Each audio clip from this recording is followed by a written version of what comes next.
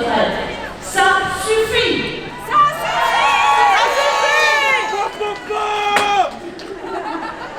En ce 8 mars, journée internationale de lutte pour les droits des femmes, la mobilisation contre une réforme des retraites qui pénalise les femmes et le combat pour l'égalité réelle entre les femmes et les hommes est plus que jamais d'actualité. Exigeons le retrait du projet de réforme des retraites qui pénalise particulièrement les femmes.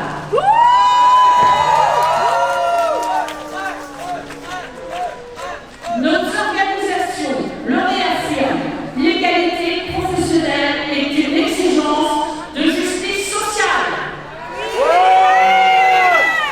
et un vecteur de financement de notre système de protection sociale. Plutôt qu'une réforme des retraites punitives, cette exigence demande de s'attaquer réellement aux inégalités entre les femmes et les hommes. Les femmes partent en retraite avec en moyenne une pension inférieure de 40,5% à celle des hommes. Macron, décapitation. L'inégalité salariale, c'est aussi l'inégalité de retraite. Les femmes perçoivent en moyenne un salaire inférieur de 22% à celui des hommes. Rappelons que l'égalité salariale rapporterait 6 milliards d'euros aux caisses de retraite. Elles sont majoritaires parmi les employés et les professions intermédiaires, mais restent minoritaires parmi les cadres. Nous n'acceptons plus qu'à niveau de qualification égale, les métiers majoritairement occupés par des femmes soient systématiquement moins bien payés que les métiers dits masculins.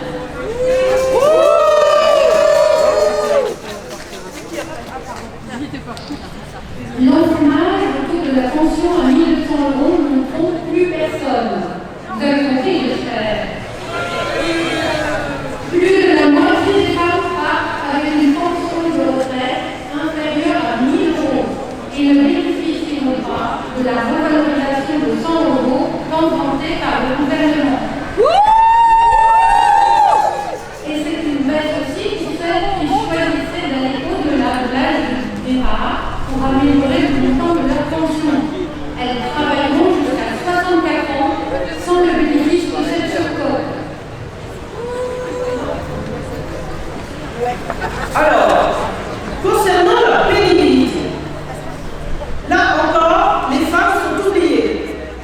Les 4 critères de pénibilité retirés en 2017 ne sont pas réintégrés dans le compte personnel de pénibilité dit CEP, qui bénéficie déjà très majoritairement aux hommes.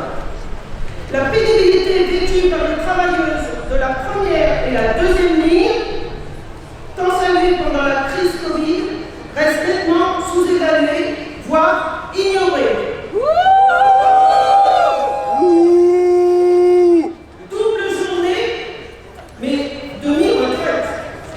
Nous n'acceptons plus que la maternité et la charge des tâches domestiques soient un frein à l'égalité et pèsent exclusivement sur la carrière des femmes.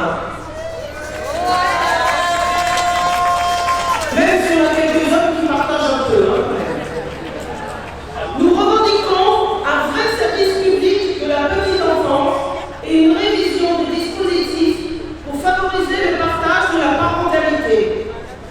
12% des femmes partent à la retraite à 67 ans pour cause de carrière hachée, faute d'avoir validé un nombre suffisant de trimestres.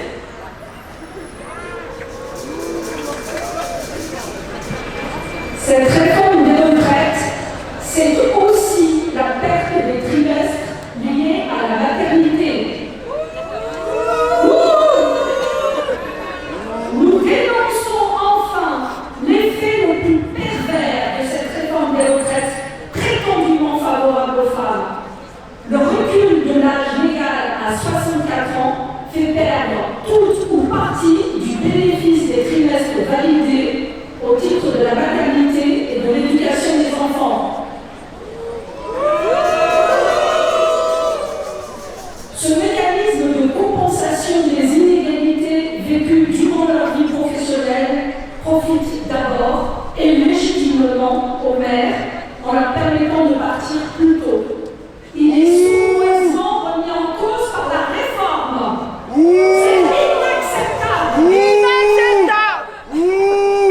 Les organisations syndicales interprofessionnelles et de jeunesse ont appelé les travailleuses et les travailleurs à se saisir du 8 mars, journée internationale des droits des femmes, pour dénoncer partout l'injustice sociale majeure de cette réforme des retraites pour les femmes.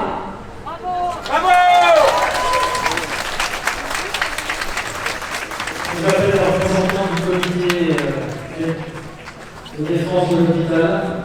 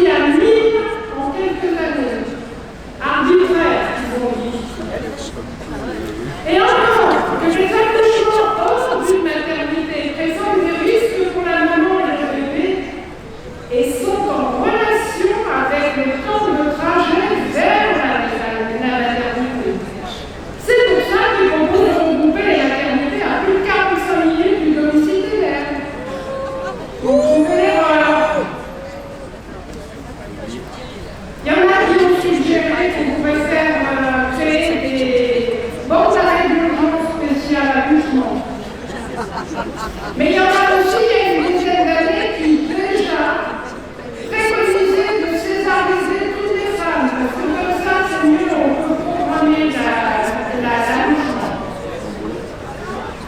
À qui profiteront ces fermetures? Chez nous, à la maternité privée de Plérin. Et par qui sont suggérées ou soutenues ces fermetures? Souvent par des médecins qui profitent des structures publiques de qualité pour y exercer une activité privée très lucrative. Pour petite anecdote, le rapporteur de ce rapport, le professeur Ville, exerce dans une maternité publique avec des accouchements à 2 000 € en dépassement d'honoraires. Ça fait cher l'accouchement. Mais on sait aussi, on a appris aussi ce matin par le journal Le Quotidien du médecin que ce rapport avait été commandité par le gouvernement. Après, on pense que je vous propose ce rapport comme solution. La fermeture des maternités à taille humaine et la généralisation de grosses structures, voire la création de groupements hospitaliers, de natalité, de territoires ou même interrégionaux. Bonjour l'hélicoptère. Mais aussi le développement de la coopération ville-hôpital. Nous savons tous que ni l'un ni l'autre ne fonctionne. Les GHT, les groupements hospitaliers de territoire, sont loin de tout et plongés derrière leur tableau Excel. Et la coopération entre la ville et l'hôpital n'est pas obligatoire. La réalité, c'est que la fermeture des petites maternités serait un immense recul pour les droits des femmes. La mortalité infantile lors de la dernière décennie a déjà placé la France au 25e rang européen, quand en 2012, c'est-à-dire il y a 10 ans, notre pays était en 2e position. Et que propose le rapport du professeur Yves Ville? Eh bien, c'est accélérer ces fermetures pour encore plus éloigner les femmes des maternités. Alors, regardons les choses un peu plus haut et mettons-les en perspective. Dès 2019, nous dénoncions la loi Buzyn et l'escroquerie de la labellisation de 6 ans, 600 hôpitaux de proximité. Alors, proximité, c'est pas comme le mot que vous comprenez à côté de chez nous. C'est un décret qui précise bien qu'on supprime en réalité les maternités et les services de chirurgie. Chez nous, c'est déjà Paul et Tréguier. Les stratégies pour y parvenir sont variables selon les territoires. Tous les arguments sont bons. Ici, le prétexte est un manque de sages-femmes. Ça, c'est bien bon. Ou là, ça sera un service de chirurgie qui a des difficultés. Alors, on espère que ça ne sera pas la mienne. Parce qu'il ne faut pas oublier, il n'y a pas de maternité sans chirurgie. S'il n'y a plus de chirurgie, il n'y a plus de maternité. Toutes ces années auraient pu servir à élaborer une réponse aux besoins de la population, en vertu du principe d'égalité qui est inscrit dans la Constitution. Mais ce n'est pas le projet de nos technocrates, qui sont obnubilés par la baisse de la dépense publique et donc la destruction du service public. Depuis la parution de ce rapport, des nuances ont été apportées et des démentis publiés, contredisant les cartes qui apparaissent en annexe du rapport et qui ciblaient certaines villes bretonnes. Donc on a entendu les directeurs de Landerneau ou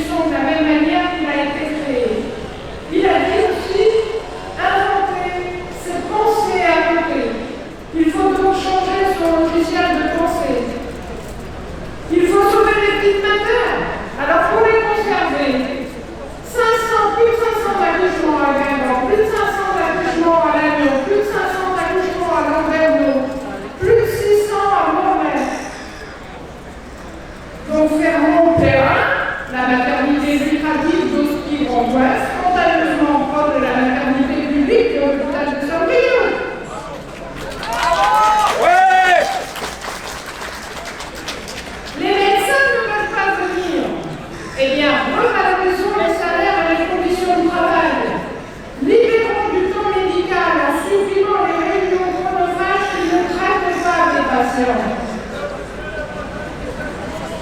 Renforçons les hôpitaux locaux pour attirer à l'hôpital de Lannion les internes du CHU de Brest. C'est le centre hospitalo-universitaire dont dépend Lannion. Il faut créer en urgence des hébergements sur le site de l'hôpital pour les accueillir. Il manque des médecins et des soignants. Eh bien, créons de véritables classes en fac de médecine. Supprimons Parcoursup qui pénalise les étudiants en santé très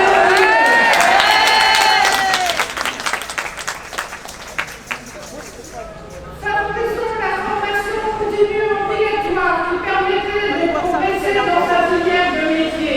Et vous en avez un exemple là. Fidélisons les étudiants par un salaire d'études en échange d'un engagement de quelques années dans le service public de santé.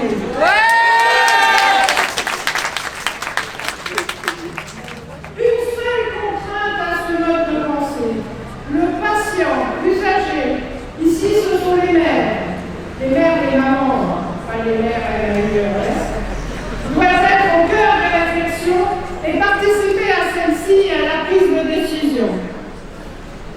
Soignants, citoyens, élus, chacun a son rôle à jouer dans la défense de notre service public de santé. Et pour finir, j'appelle encore Albert Einstein. L'État est notre serviteur et nous n'avons pas à en être les esclaves.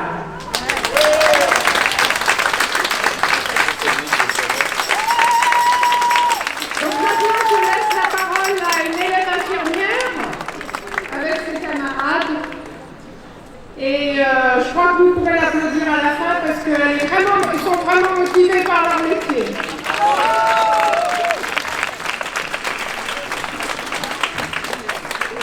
Bonjour à tous, nous on est étudiants à la formation infirmière ici sur Lannion. Donc je voulais vraiment faire un petit point parce qu'on sait très bien la pénurie de soignants au niveau national. On aimerait bien savoir pour quelles raisons il y a cette pénurie et nous plus tard dans quelles conditions travaillerons, dans quelles conditions on va se retrouver à travailler dans les services, sachant qu'on voit que les moyens ne sont pas augmentés, on n'est pas aidé. On n'est pas considéré non plus. Donc nous, notre principal objectif, c'est ce qu'on dit, c'est vraiment de prendre soin de l'autre, et c'est ce qu'on apprend vraiment pendant notre formation, mais prendre soin de l'autre avec quels moyens? Quels moyens on va nous donner pour prendre soin de l'autre? Donc vraiment pour nous, c'est un de nos objectifs principaux. L'humain n'a pas de prix. Et La l'humain santé n'a pas de prix. Et surtout, voilà, je souhaite continuer à se battre dans cet objectif déjà pour pouvoir nous aussi bénéficier d'une retraite, même si on est jeune, on souhaiterait avoir une retraite décente, profiter de la vie, ne pas être empiété par ce pouvoir d'achat qui nous hante tous les jours. Et donc voilà, vraiment nous, on est dans cette optique de continuer de se battre tous ensemble, et c'est vraiment important de tous nous retrouver et de continuer à nous faire entendre. Donc voilà.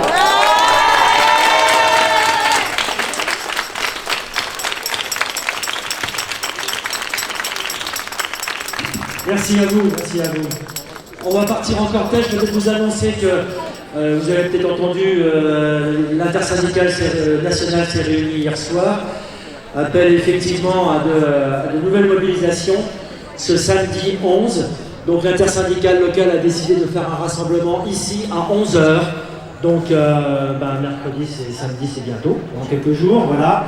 Et puis il y aura également un appel la semaine prochaine, lorsque le texte passera en commission paritaire mixte Assemblée-Sénat, donc mardi ou probablement mercredi.